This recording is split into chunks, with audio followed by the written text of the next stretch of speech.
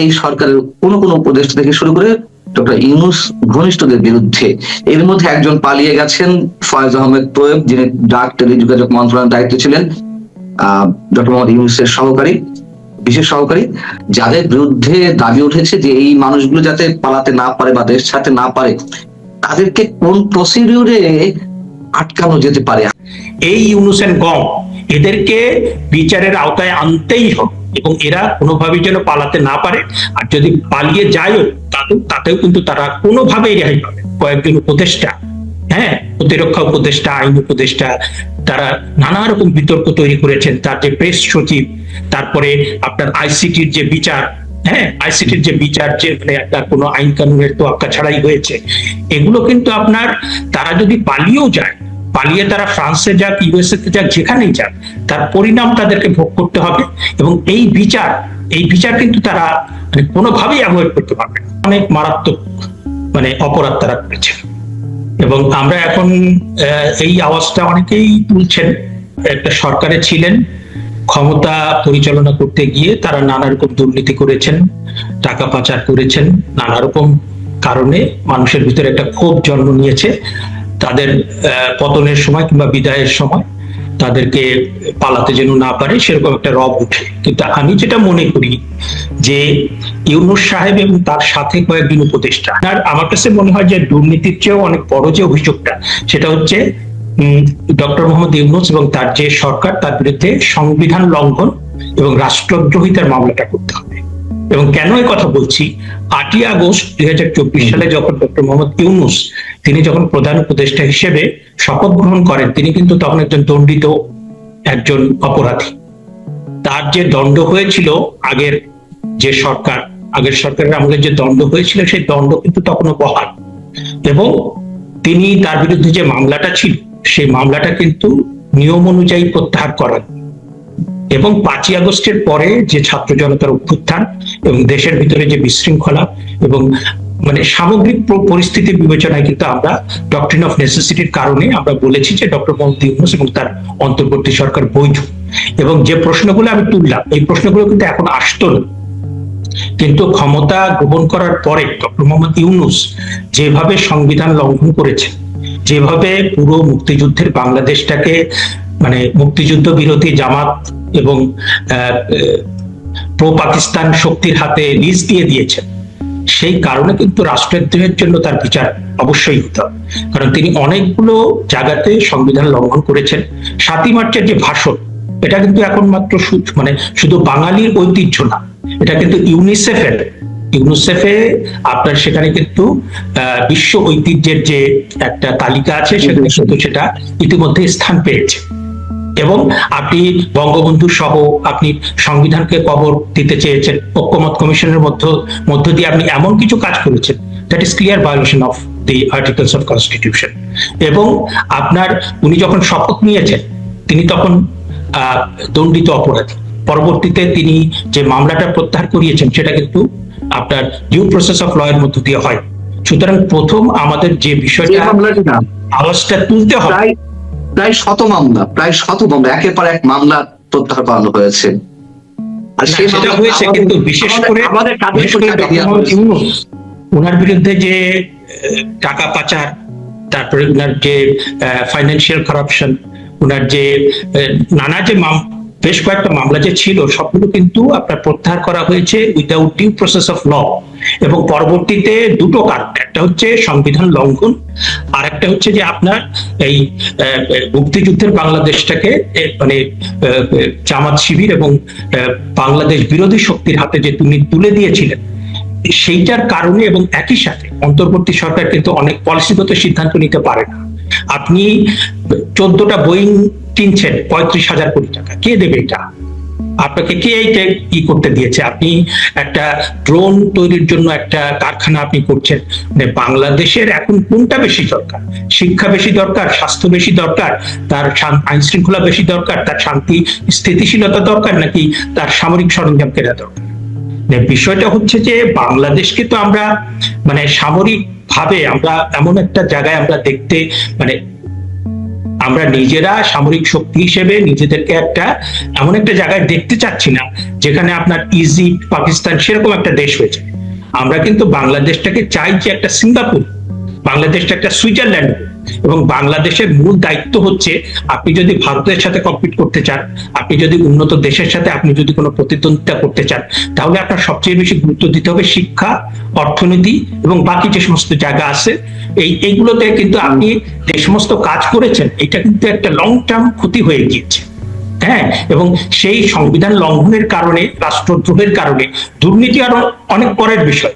এবং আমি মনে করি আপনি যে বলছেন যে কাউকে যেন পালাতে দেওয়া না হয়, ইউনূস সাহেব সহ তার যে কয়েকজন উপদেষ্টা, হ্যাঁ, প্রতিরক্ষা উপদেষ্টা, আইন উপদেষ্টা, তারা নানা রকম বিতর্ক তৈরি করেছেন। তার যে প্রেস সচিব, তারপরে আপনার আইসিটির যে বিচার, হ্যাঁ, আইসিটির যে বিচার যে মানে আপনার কোনো আইন কানুনের তোয়াক্কা ছাড়াই হয়েছে, এগুলো কিন্তু আপনার, তারা যদি পালিয়েও যায়, পালিয়ে তারা ফ্রান্সে যাক, ইউএসএ তে যাক, যেখানেই যাক, তার পরিণাম তাদেরকে ভোগ করতে হবে।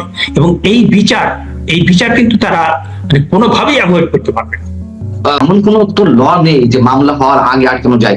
হ্যাঁ, যদি বিএনপি ওত নিয়ে থাকতো সেই অবস্থায় পালিয়ে যাচ্ছে, তখন হয়তো ইমিগ্রেশন বা অন্য কোনোভাবে তাদের বিরুদ্ধে একটা ব্যবস্থা নিয়ে যেত, কিন্তু এখনো তো তারা ক্ষমতায়। এবং পাকিস্তানের সঙ্গে একটি চুক্তি আছে, আপনি জানেন যে সরকারি কর্মকর্তারা পাকিস্তান সফর করতে গেলে সেক্ষেত্রে পাসপোর্ট মানে ভিসা পাসপোর্টের প্রয়োজনে টিকিট কেটে চলে যেতে পারবে, এমন একটি তারা আইন করেছে, মানে চুক্তি করেছে। এবং সেটি কিন্তু তাদের জন্য বিশাল একটি সুযোগ। তাহলে এখন ধরেন যে বাংলাদেশে মানুষ, তাদের ভিতরে ক্ষোভ আছে, কিন্তু একই সাথে মানে বর্তমান যে সরকার যারা গঠন করতে যাচ্ছে তাদের সাথে তো একটা অফিসিয়াল আন্ডারস্ট্যান্ডিং তো আছে, তাই না? এদের সাথে তো ইউনূস সরকারের একটা অফিসিয়াল আন্ডারস্ট্যান্ডিং আছে। এবং আমরা যেভাবেই দেখি না কেন, শেষ পর্যন্ত নির্বাচনটা করার পরে এই ক্ষমতাটা তো হস্তান্তর মানে করা হবে, তাই না? এখন আপনি তো মানে তাদেরকে একটা প্রক্রিয়া হতে পারে যদি পরে আপনার মানে সেটা বৈধ কর্তৃপক্ষ মানে সরকার গঠনের পরে তারা পারবে। এখন তো আর কোনো, এখনো তো অন্তর্বর্তী সরকার তারাই ক্ষমতায়, তাই না?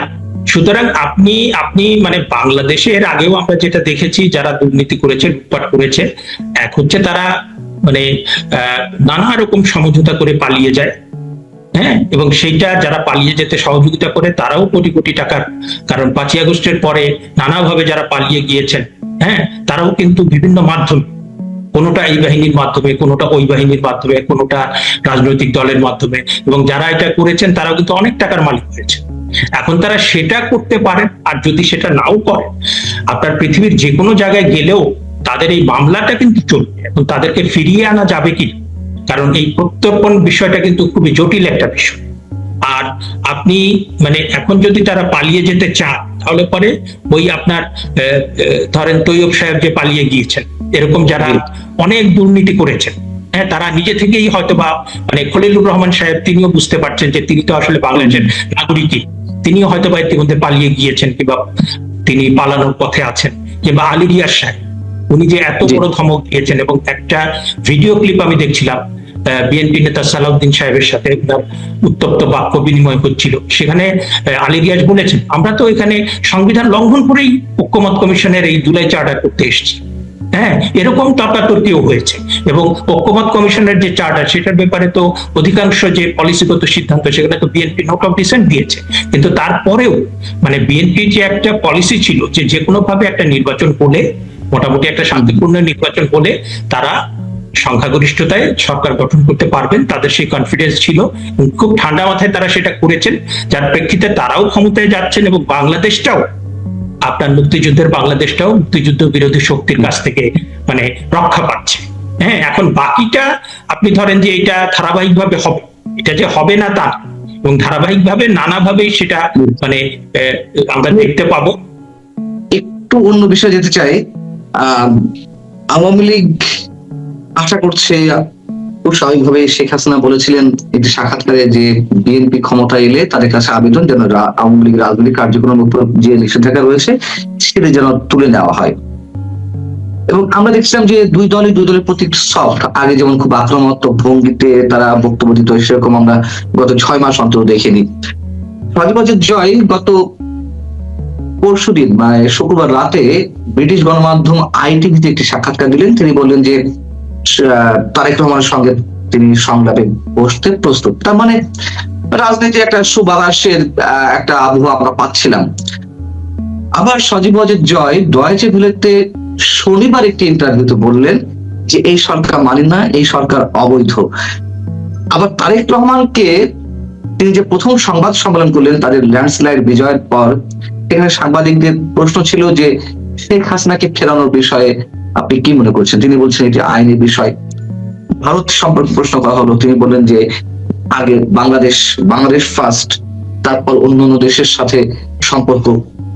খুবই তার ম্যাচিউরিটির জায়গা থেকে সম্ভবত কথা বলেছেন। কিন্তু আবার সজীব ওয়াজেদ যে জয়ের যে বক্তব্যগুলো পরস্পর বিরোধী, মানে কি বলা যায়, মানে সব বিরোধী কথাবার্তা।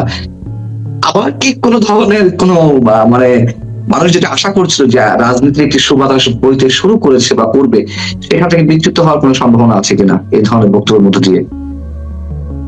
আমার যেটা মনে হয় যে আপনি যদি আওয়ামী লীগের ইতিহাসের দিকে তাকান তাহলে দেখবেন যে মাওলানা আব্দুল হামিদ খান ভাসানী, মাওলানা আব্দুল রশিদ তর্কবাগিস, তারপর আবুল মনসুর আহমেদ, বঙ্গবন্ধু শেখ মুজিবুর রহমান, তাজউদ্দিন আহমেদ, তারপর সৈয়দ নজরুল ইসলাম, মানে এত বড় বড় পলিটিশিয়ান, এত বড় বড় মানে শিক্ষিত, পরিপক্ক এবং মানুষের কাছে গ্রহণযোগ্য রাজনীতিবিদ ছিলেন।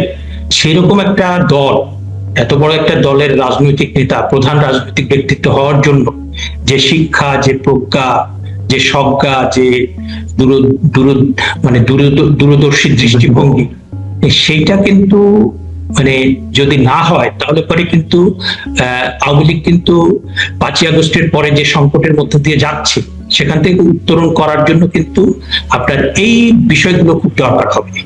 যে অভিজ্ঞতা, শিক্ষা, প্রজ্ঞা, রাজনৈতিক দূরদৃষ্টি, আপনি যদি সেটা যদি না থাকে এবং আপনি যদি প্রতিহিংসার বৃত্তেই ঘুরতে থাকেন এবং আপনি যদি 5ই আগস্টের আগে পরে যে সমস্ত ঘটনা হয়েছে পুরো ঘটনা থেকে আপনি যদি শিক্ষা না নেন তাহলে পরে শুধুমাত্র আওয়ামী লীগ না, পুরো বাংলাদেশ কিন্তু সাফার করবে। আপনি দেখেন যে আমাদের মানে 2 দিনের ভিতরে যিনি প্রধানমন্ত্রী হবেন, মাননীয় প্রধানমন্ত্রী তারেক রহমান, 2001 থেকে 2006 সাল, এই সময় তো আমরা নানা রকম নেতিবাচক বিষয় দেখেছি, তাই না? 17 বছর 18 বছর পরে তিনি আবার ট্রান্সফর্মড হয়ে তিনি আবার নতুন করে দায়িত্ব নিয়েছেন এবং আল্লাহ পাক তাকে একটা সুযোগ দিয়েছে, ভাগ্য তাকে আরেকটা সুযোগ দিয়েছে। এখন এই সুযোগটা তারেক রহমান মানে কিভাবে সেটাকে আপনি ব্যবহার করেন সেটা কিন্তু আমরা সবাই তাকিয়ে আছি। এবং একই সাথে আপনাকে বুঝতে হবে যে আপনার এই আওয়ামী লীগ বিএনপির মতো একটা বিশাল দল, এটাকে যদি আপনি চালাতে চান একমাত্র মানে একজন নেতা দিয়ে কিন্তু হবে না। আপনি যদি একজন নেতার উপরে নির্ভর করেন, কারণ এখন 21শ শতাব্দী চলছে, এই শতাব্দীকে বলা হয় this is the century of genetics and information technology, এবং আমরা কিছুদিনের ভিতরে আমরা ইতিমধ্যে আর্টিফিশিয়াল ইন্টেলিজেন্সের মধ্যে ঢুকে গিয়েছি। এবং আপনি দেখবেন এক একটা গণতান্ত্রিক দেশে মানে প্রত্যেকটা মন্ত্রী তারা যে মন্ত্রণালয় চালান তার পেছনে একটা থিঙ্ক ট্যাঙ্ক থাকে।